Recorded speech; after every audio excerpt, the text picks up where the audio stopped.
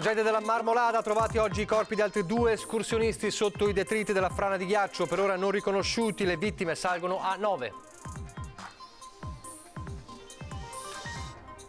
RIS di Parma, Canazei da questa mattina per prelevare i campioni biologici per l'identificazione delle vittime. Da domani partiranno le ricerche anche da terra grazie all'installazione di radar come quelli utilizzati per la valanga di Rigopiano. Rimangono stabili le condizioni del trentenne di Fornaci in provincia di Trento, ricoverato al Cafoncello. La notizia che Davide Carnielli è vivo ha fatto dire al sindaco: abbiamo ricevuto una grazia. Strada provinciale 92 chiusa al traffico a Valago di Macerata per la caduta di alcuni calcinacci dal cavalcavia. Il presidente della provincia Marcon: non ci sono danni strutturali. È stata aperta ufficialmente oggi la rotonda sulla Nualese a Quinto. Il sindaco Sartore: abbiamo finalmente risolto un nodo di congestione del traffico. Nel giorno in cui Treviso viene confermato come capoluogo italiano più riciclone d'Italia, il sindaco Conte annuncia l'ordinanza che da lunedì vedrà scattare multa da 50 euro per chi lascia i bidoni dei rifiuti vuoti in strada. Meno 2 giorni raduno triveneto degli alpini ad Asiago, oltre 2000 per penne nere in partenza dalla Marca e già da domani i primi alpini in marcia. Telespettatori di Antena 3, buonasera e ben ritrovati con il telegiornale di Treviso. Dunque ancora la tragedia della Marmolada in primo piano con la conferenza stampa nel tardo pomeriggio di oggi con gli aggiornamenti dopo la riunione tecnica con il comandante del RIS Gianpietro Lago. Oggi i lavori continuati con i droni hanno fatto trovare altre 2 salme. Le vittime dunque salgono a 9, restano 5 le persone reclamate. Tutte venete, di fatto però i dispersi scendono a 3 con questo nuovo bilancio di 9 vittime. Il ritrovamento dei resti è stato agevolato dallo scioglimento della superficie di diversi centimetri. Domani mattina presto inizieranno le ricerche con squadre anche a terra nella parte sottostante al ritrovamento odierno. Gli operatori che interverranno saranno legati con un gancio baricentrico all'elicottero, ricerche che come da domenica continuano a oltranza. Allora sentiamo alcuni passaggi della conferenza stampa nel tardo pomeriggio a Canazei. Oggi le vittime accertate salgono a 9, quindi abbiamo 2 vittime in più rispetto a ieri. Di queste 4 sono riconosciute dai familiari e 5 non identificate. Il fatto che oggi ci siano stati questi ritrovamenti dimostra che nulla è lasciato al caso, che si sta facendo tutto il possibile, come è stato detto nei giorni scorsi, per cercare di trovare queste persone. La strategia utilizzata si è dimostrata quella giusta ed efficace finora messa in campo. Sono stati appunto localizzati questi ritrovamenti con l'ausilio dei droni, dei vigili del fuoco e successivamente è stata fatta appunto un'operazione di recupero. È stata composta una squadra di recupero interforze da tutti gli enti che partecipano al soccorso. Questo dimostra la sinergia che si è creata in questa occasione ed sono state appunto recuperate queste salme, 2 salme. Ci siamo trovati, ci siamo organizzati per domani mattina, molto presto, per fare un'attività di ricerca a vista, di persona, con squadre a terra, nella parte appena sottostante a quella del ritrovamento odierno.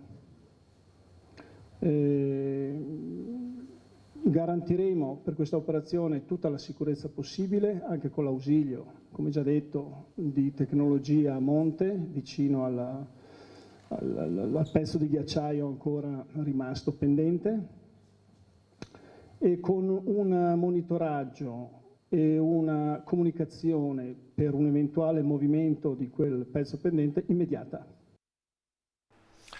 Dunque ricerca da terra da domani, intanto oggi sono arrivati anche gli uomini del RIS di Parma.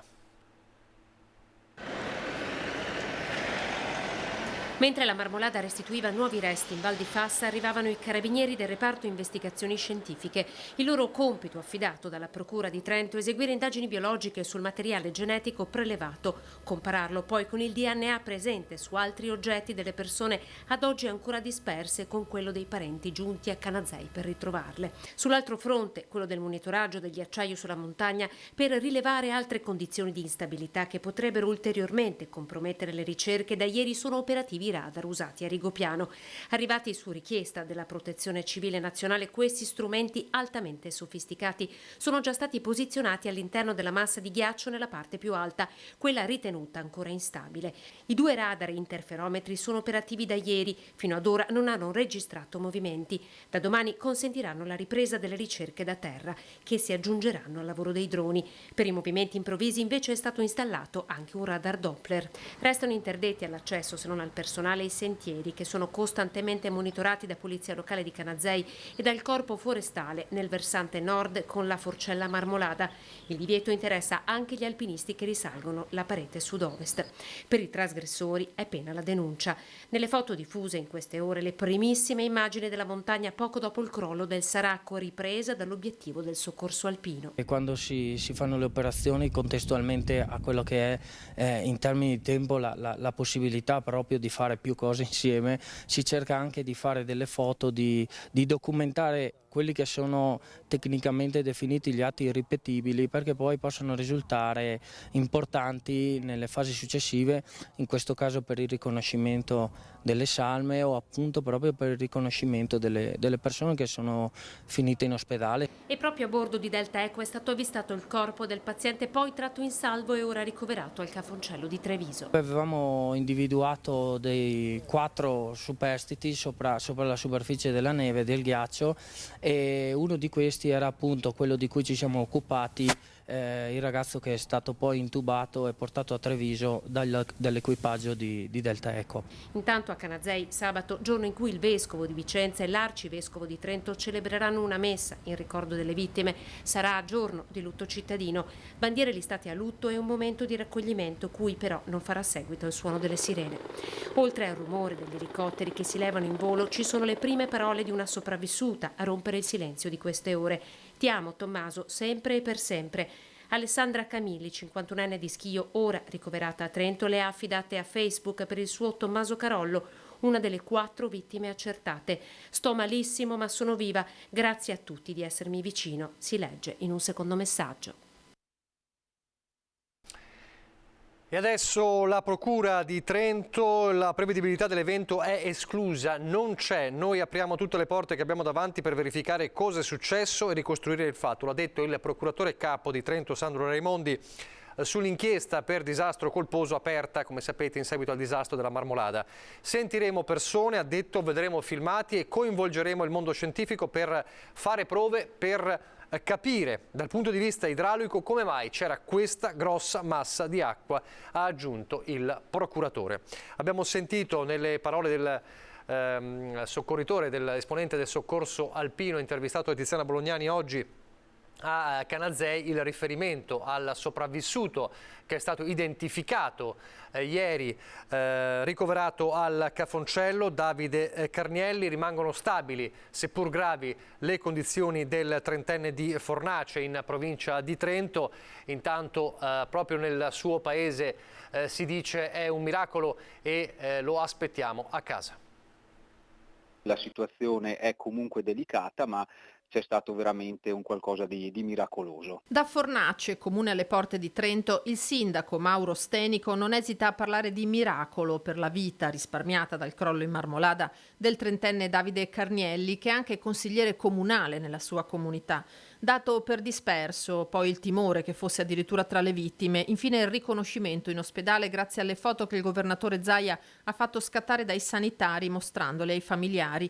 I piedi, un orecchio, i genitori hanno ritrovato Davide. Un caso risolto, ha sottolineato oggi Zaia, bypassando la privacy, e che ha ridato speranza alla famiglia e alla comunità, in cui il giovane, a livello amministrativo, si è concentrato sulla valorizzazione dei percorsi a piedi e in bicicletta rivolti ai turisti. Il sindaco è in continuo contatto con la famiglia. L'ultimo contatto è stato che ho avuto con i familiari direttamente ieri sera.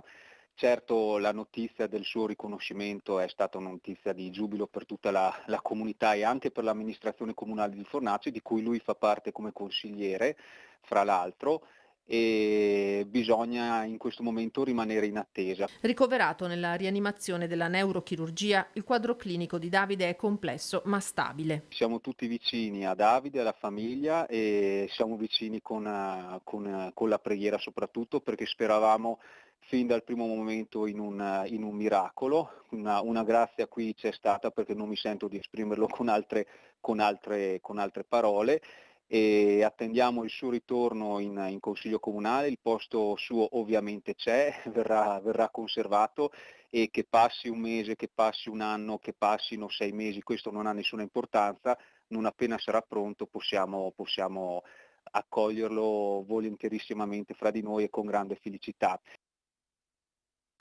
La gestione del dolore da parte dei parenti delle vittime, dei dispersi ma anche dei feriti. In questi giorni è cruciale l'attività dell'Associazione Psicologi per i Popoli Trentino, che stanno appunto seguendo i parenti a Canazei. Il presidente dell'Ordine degli Psicologi del Veneto, Luca Pezzullo, spiega come stanno intervenendo, con che strumenti. Sentite. Stanno facendo una prima azione, che è quella di contenimento emotivo, di protezione dei nuclei familiari, in modo tale da aiutarli a essere sostenuti emotivamente e protetti, riconnessi alle loro reti sociali e familiari, e poi accompagnati in quelli che sono i momenti più complessi, più delicati, dal il riconoscimento delle salme, che purtroppo in una situazione di questo tipo spesso sono collegati ai riconoscimenti con salme che hanno uno schema corporeo che non è integro e quindi ha un carico emotivo purtroppo ancora peggiore, e poi l'accompagnamento in quelli che sono i primi giorni di complessa e faticosa rinormalizzazione rispetto a quello che sta accadendo. Una cosa che però sarà importante sarà agganciare poi ovviamente a una rete di cura che deve essere trasversale, che deve mettere insieme il volontariato, il sistema del soccorso, il sistema sanitario, tutte le risorse che la comunità può andare a costruire intorno a queste famiglie che stanno vivendo questa fase di transizione estremamente difficile e dolorosa. Davanti alle situazioni di emergenza il sentirsi soli, il sentirsi non compresi, isolati, va a peggiorare tutti quelli che sono gli impatti emotivi. Sapere che c'è una rete di cura, una rete di attenzione, una condivisione sociale di quello che è successo, di per sé è l'avvio di un processo di cura. Io una cosa che dico sempre quando mi occupo di interventi di emergenza è che non bisogna focalizzarsi solo su quello che è drammatico e ci spaventa, ma bisogna focalizzarsi anche sulle risorse. C'è un detto che a me piace molto: quando c'è una situazione di emergenza non guardare soltanto la sofferenza, ma guarda anche coloro che stanno aiutando, guarda coloro che si stanno attivando per aiutare, guarda anche dentro di te le risorse che ti permettono di affrontarle. E poi c'è il fondamentale ruolo del monitoraggio del territorio in generale, anche per cercare di, se non per prevenire, almeno di inquadrare quello che può essere un pericolo. Ebbene, un articolato sistema di monitoraggio del territorio, un progetto peraltro unico al mondo, è quello che fu avanzato 2 anni fa al governo dall'assessore regionale Bottacin, che oggi rilancia questa proposta, auspicando che venga finanziata nell'ambito del PNRR. L'acronimo è PIMOT e sta per Piattaforma Intelligente di Monitoraggio del Territorio. A presentarne il progetto al governo, ancora a fine 2020, l'assessore regionale alla protezione civile Giampaolo Bottacin, che ne è anche l'ideatore. L'obiettivo è quello di mettere insieme tutte le reti di monitoraggio che già esistono, penso per esempio alla portata dei fiumi, piuttosto che la qualità dell'aria, piuttosto che pochi sanno che noi abbiamo il monitoraggio di tutto il territorio del Veneto da satellite, per verificare gli spostamenti appunto dei suoli, e implementarlo con altri strumenti che poi a loro volta vengono integrati con applicativi. Tutto questo messo insieme e fatto parlare, avvalendosi anche di intelligenza artificiale e modalità di autoapprendimento, sarebbe uno strumento assolutamente potentissimo, in grado di controllare tutto E in questo modo consentire a chi amministra il territorio di prendere delle decisioni non solo per stabilire che priorità dare alle opere da realizzare, ma anche per intervenire in caso di condizioni che possano presupporre un rischio. Non è detto, aggiunge Bottacin, che nel caso della Marmolada sarebbe stato efficace. Un distacco improvviso come quello di domenica non è prevedibile, ma è possibile riconoscere le condizioni complessive in cui determinati fenomeni si verificano. Il Veneto ha già diversi strumenti operativi. strumenti, stiamo utilizzando gli strumenti simili a quelli che l'Università di Firenze sta montando proprio sulla Marmolada per monitorare la parte del ghiacciaio che non si è ancora distaccata e verificare appunto se è possibile intervenire via terra con i soccorsi. Ecco, lo utilizziamo per esempio sulla frana di Perarolo di Cadore, in modo da tener conto sia dei movimenti lenti che dei movimenti più rapidi. La proposta avanzata dall'assessore veneto al governo è quella di finanziare la concretizzazione di questo progetto, che ha già incassato il sostegno del capo dipartimento della protezione civile Fabrizio Curcio e del mondo accademico con i fondi del PNRR. Abbiamo fatto questa proposta al governo, e cioè di finanziarlo, di verificarlo come progetto pilota in Veneto e poi, se viene rilevata la sua efficacia, di eventualmente estenderlo a tutto il territorio nazionale. Abbiamo fatto una pianificazione pluriennale perché ci sono dei costi iniziali che possono essere più alti e poi dei costi di gestione, ed è un progetto che vale alcune decine di milioni di euro sul medio e lungo termine. Adesso a Varago di Maserata sul Piave, dove sono caduti calcinacci dal cavalcavia, per questo è stata firmata un'ordinanza di chiusura della strada provinciale 92 fino a lunedì. Fino a lunedì la provinciale 92 a Varago di Maserata rimarrà chiusa in entrambe le direzioni. Questo per mettere in sicurezza il transito di auto, cicli e pedoni. Ieri da questo cavalcavia si sono staccati dei calcinacci. Fortunatamente nessuna persona è rimasta ferita. Sul posto sono arrivati subito i vigili del fuoco per verificare l'intera struttura. Non sono emerse criticità strutturali sull'opera e quindi non vi è un problema di sicurezza per il suo utilizzo.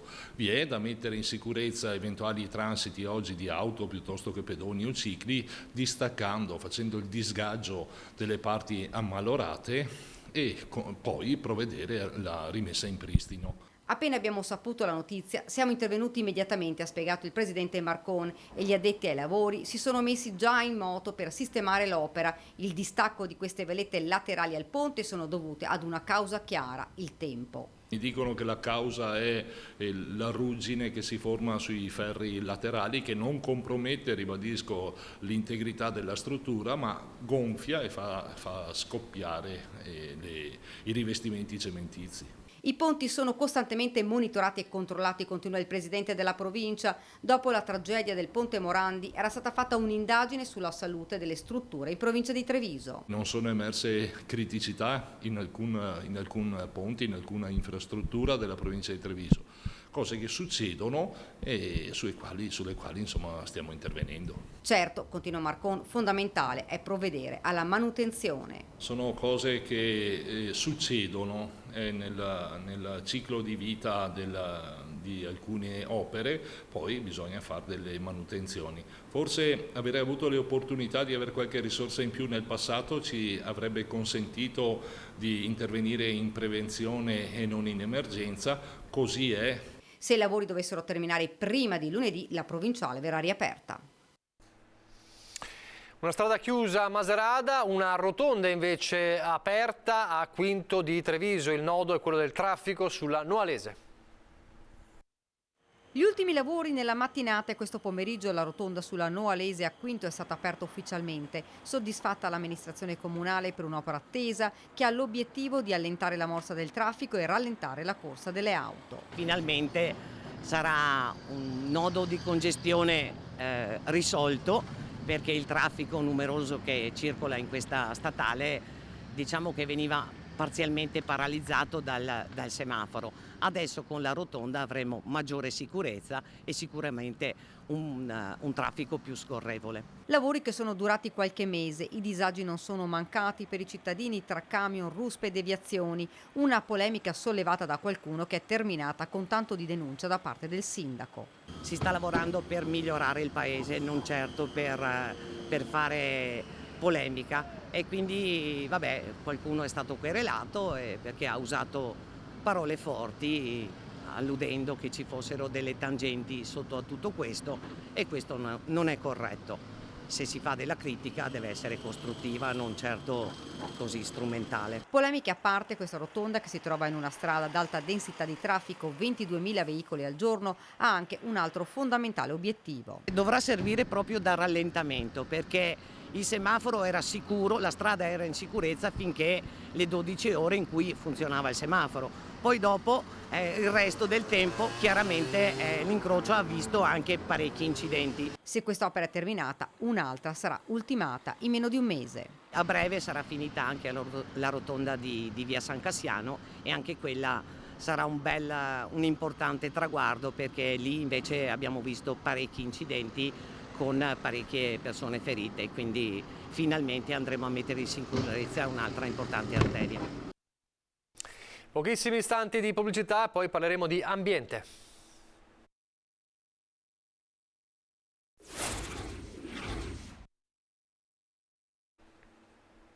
Rieccoci in studio in diretta, il telegiornale di Treviso. Si sono svolte a Roma oggi le premiazioni dei comuni ricicloni 2022. Treviso si conferma il primo capoluogo d'Italia con una raccolta differenziata che si attesta all'86,8% e una produzione di secco residuo pari a 61,7 kg pro capite, risultati che nessun altro capoluogo di provincia italiano ha raggiunto.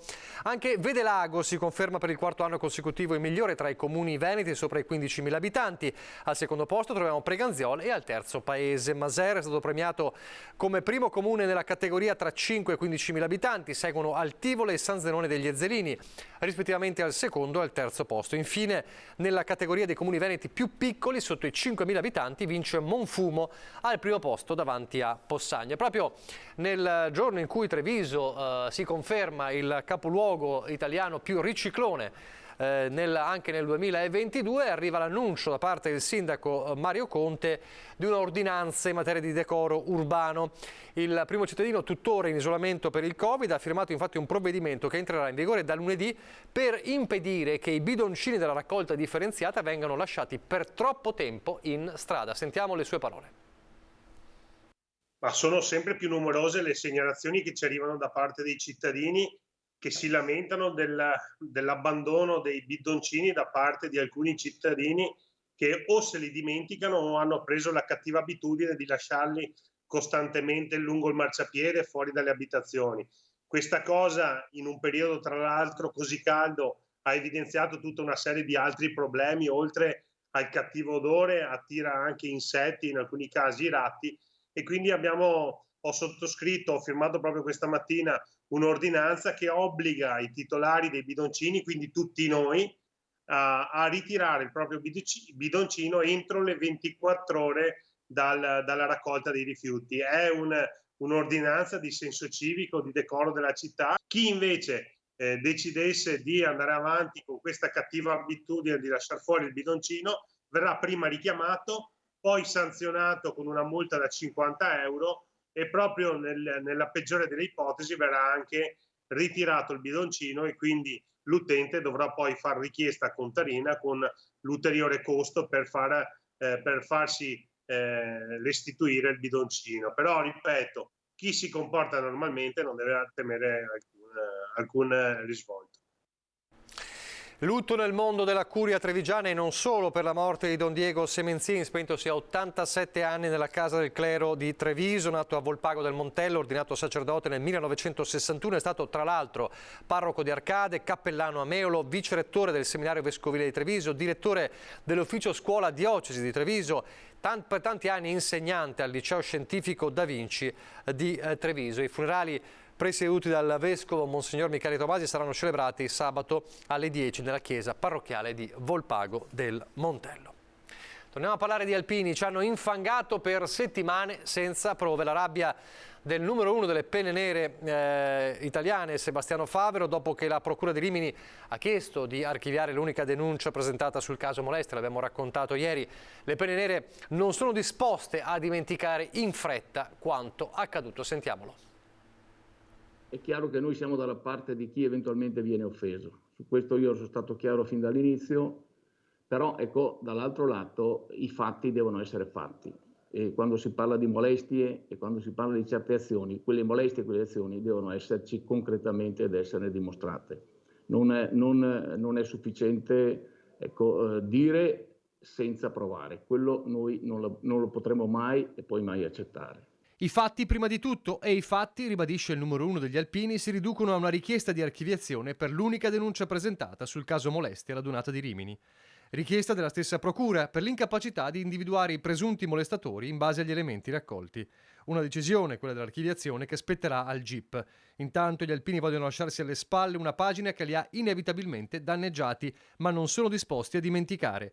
E il percorso per querelare chi ha infangato le penne nere è ancora in piedi e destinato a proseguire. Chi ha generalizzato, chi ha detto che tutti gli alpini sono ovviamente dei molestatori o piuttosto di peggio, ecco, questo noi non lo accettiamo e non lo accetteremo mai, perché la storia degli alpini sta a dimostrarlo. I nostri 103 anni, che tra l'altro fra 2 giorni compiamo, sono qui a dire cosa gli alpini hanno fatto e cosa gli alpini sono pronti a fare sempre, in ogni caso, quando c'è necessità. Abbiamo bisogno che gli organi di stampa che subito si sono accaniti in questa generalizzazione, ecco, abbiano poi il sacrosanto dovere di precisare e di precisare in modo corretto e chiaro. La correttezza, spiega Favero, è sempre stato il leitmotiv per tutte le adunate del passato e sempre sarà così, ma bisogna distinguere i comportamenti personali, e magari di chi alpino non è,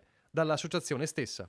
Noi siamo attenti, è chiaro che non possiamo controllare, perché non è di nostra competenza, ciò che succede diciamo negli spazi di libertà, nei momenti liberi, e chi ovviamente fa queste azioni, perché ripeto, non è sufficiente per dire che uno è dell'Associazione Nazionale Alpini che abbia un cappello alpino in testa.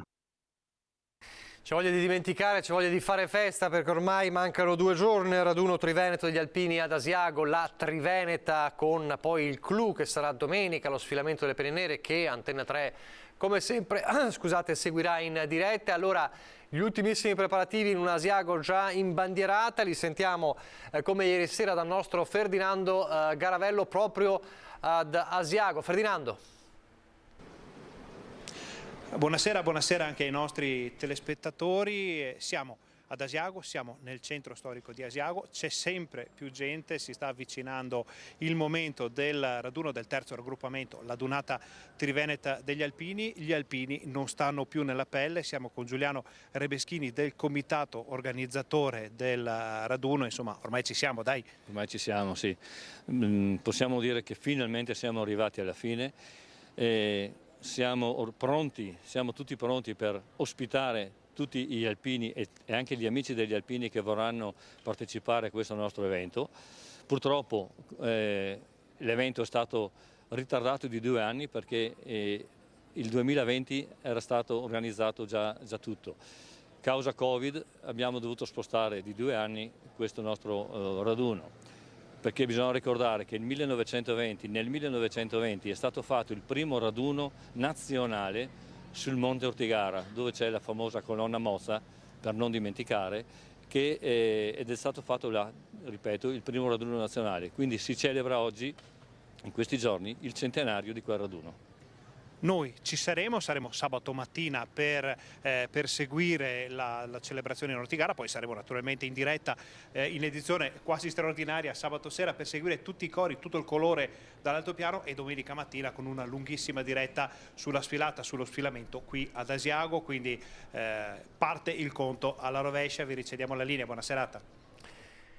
Grazie a Ferdinando e al tuo ospite. Io vi ricordo che sempre in attesa del raduno Triveneto, ogni giorno noi parliamo di alpini e altopiano con una serie di pillole per raccontare con immagini e voci il rapporto tra le penne nere e questo meraviglioso territorio. Su Antenna 3, Aspettando gli alpini, va in onda, ve lo ricordo, ogni giorno alle 14:35, alle 20:15, quindi poco dopo il nostro telegiornale, e alle 23:25, appuntamento ogni giorno fino all'arrivo ovviamente del raduno Triveneto.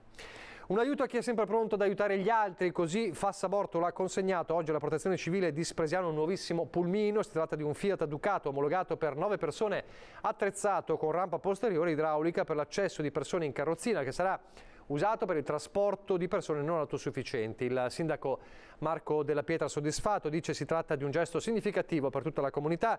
Il pulmino sarà sicuramente di grande aiuto a tutta la comunità spresianese e la nostra Protezione Civile, da sempre in prima linea nelle emergenze ma anche nella quotidianità di Spresiano, e saprà certamente valorizzarlo al meglio. Adesso invece a Castelfranco con la firma del protocollo per portare a compimento il Museo del Duomo e la realizzazione dell'auditorium dedicato a Tina Anselmi. L'intitolazione potrebbe essere proprio Opera Museo del Duomo Auditorium Tina Anselmi. Portare a compimento il progetto, fermo dal 2008, di ricostruzione dell'ex Cinema Pio X, ricavandone un auditorium da 400 posti in centro città e un museo per custodire i tesori artistici del Duomo settecentesco. La volontà è stata messa nero su bianco in questi giorni grazie al protocollo firmato da Diocesi di Treviso, Parrocchia del Duomo, Comune di Castelfranco e Conservatorio Musicale Agostino Steffani. La Diocesi partecipa volentieri a questo progetto perché fa parte delle sue funzioni proprio istituzionali, è il bene artistico, i beni artistici, le chiese, le opere d'arte e le strutture della Chiesa sono a disposizione delle funzioni della Chiesa, della liturgia, della vita di fede, ma soprattutto al bene di tutti. I soggetti istituzionali coinvolti lavoreranno per recuperare i finanziamenti necessari all'intervento che potrebbero derivare dal Piano Nazionale di Ripresa e Resilienza, il PNRR.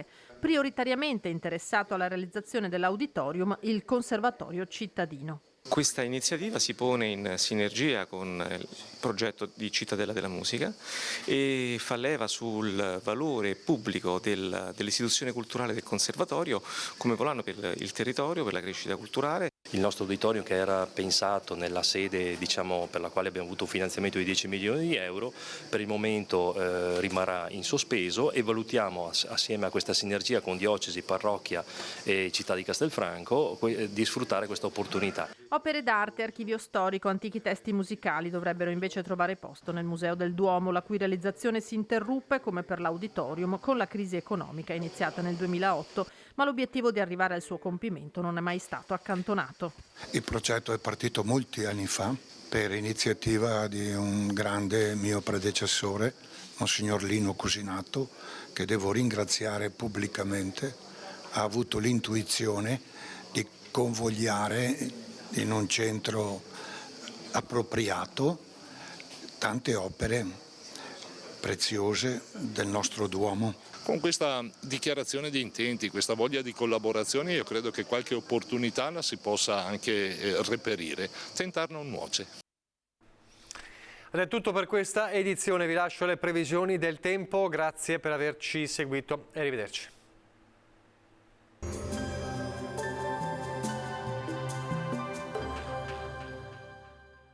Da oltre 40 anni Bacifrutta c'è per te. La qualità e il risparmio Bacifrutta c'è per te. Selezioniamo il prodotto, Bacifrutta c'è per te. Benvenuti al meteo. Stop all'anticiclone africano. A spazzare via definitivamente la calura opprimente sarà una perturbazione che con l'ingresso di aria fresca causerà anche qualche disturbo. Vediamo allora insieme il dettaglio. Sul Veneto giovedì 7 luglio si svilupperà una diffusa instabilità atmosferica. Questo significa in altre parole che ci attendiamo alcune precipitazioni, localmente anche a carattere di rovescio o temporale. Inizialmente sui rilievi e sulle zone limitrofe, con il passare delle ore non si escludono delle piogge un po' su tutta la nostra regione. Temperature come detto in lieve diminuzione, minime tra 16 e 20 gradi, massime invece comprese tra i 26 e i 30 gradi all'incirca. Spostiamoci ora sul Friuli Venezia Giulia, situazione variabile anche qui con sole al mattino, a seguire qualche precipitazione un po' dappertutto. Temperature minime sui 15-21 gradi, massime intorno ai 29-30 gradi. Infine diamo uno sguardo alla situazione del Trentino Alto Adige, dove avremo schiarite alternate ad annuvolamenti, con possibilità anche in questo caso di qualche rovescio, specie verso il pomeriggio sera. Temperature minime intorno ai 16-18 gradi, massime sui 30-31 all'incirca. Dal meteo di Antenna 3 per ora è tutto, grazie per l'attenzione, arrivederci.